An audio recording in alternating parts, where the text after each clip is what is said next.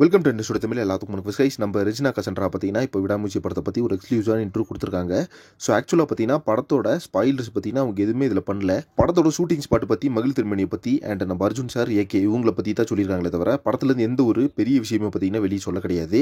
ஏன்னா பார்த்தீங்கன்னா அந்தளவுக்கு படத்தை ஒரு பயங்கர சஸ்பென்ஸாக சீக்கிரட்டாக வச்சிருக்காங்க. ஸோ அவங்க சொல்லியிருந்த விஷயம் வரைக்கும் பார்த்தீங்கன்னா கேட்டது ஒரு செம்மையாக இருந்துச்சு. வேற லெவலில் ஒரு இன்டர்வியூ கொடுத்துருந்தாங்க. அண்ட் அது மட்டும் இல்லாமல் படத்தோட அந்த ஃபைட் சீன்ஸ், அர்ஜுன் சார் வந்து ஒரு ஃபைட் பண்ணியிருக்காராமா. அந்த ஃபைட் சீன்ஸ் பார்த்தீங்கன்னா வேற லெவலில் இருந்துச்சு. கொஞ்சம் கூட டைம் வேஸ்ட் பண்ணல யாருமே. பார்த்தீங்கன்னா இந்த அசர்பைஜான் கிளைமேட்டை தவிர மற்ற எந்த விஷயமும் பார்த்தீங்கன்னா வேஸ்ட் ஆகல. டக்கு டக்குன்னு முடிச்சிட்டோம் அப்படின்னு சொல்லியிருந்தாங்க. ஸோ இந்த ஒரு எக்ஸ்க்ளூசிவான இன்டர்வியூஸ் தான் பார்த்தீங்கன்னா எல்லாருமே வெயிட் பண்ணிட்டு இருந்தது. ஃபர்ஸ்ட் இன்டர்வியூ பார்த்தீங்கன்னா ரெஜினா கசன்ட்ரா கொடுத்துட்டாங்க. பட் படத்துல இருந்து பார்த்தீங்கன்னா எந்த ஒரு பெரிய விஷயத்தையும் பார்த்தீங்கன்னா வெளியே ஸ்பாயிலர் பண்ணல. நெக்ஸ்ட் வந்து கேப்டன் ஆஃப் த ஷிப், அதாவது படத்தோட டேரக்டரான மகிழ் திருமணி அவர்களோட இன்டர்வியூவாக தான் எல்லாருமே மிகப்பெரிய வெயிட் பண்ணிட்டு வரோம். ஸோ இப்போ நம்ம ரெஜினா கசன்ட்ரா கொடுத்த இன்டர்வியூ பார்த்தீங்கன்னா நல்லா தான் இருந்துச்சு. பட் எந்த ஒரு ஸ்பாயிலரும் பார்த்தீங்கன்னா இல்லாமல் படத்தோட ரிலீஸை பற்றியும் அண்ட் இவங்களோட ஆக்டிங்கை பற்றியும் பர்ஃபார்மன்ஸை பற்றியும் மட்டும் பேசியிருந்தாங்க.